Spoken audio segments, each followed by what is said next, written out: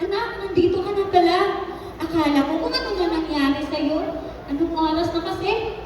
Ang arte mo naman ay. Kumain ka na, anak. Busog pa po ako.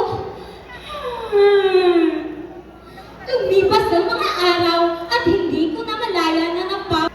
Ayun, napansin ko kay inay na hindi niya na ako laging inaasikaso.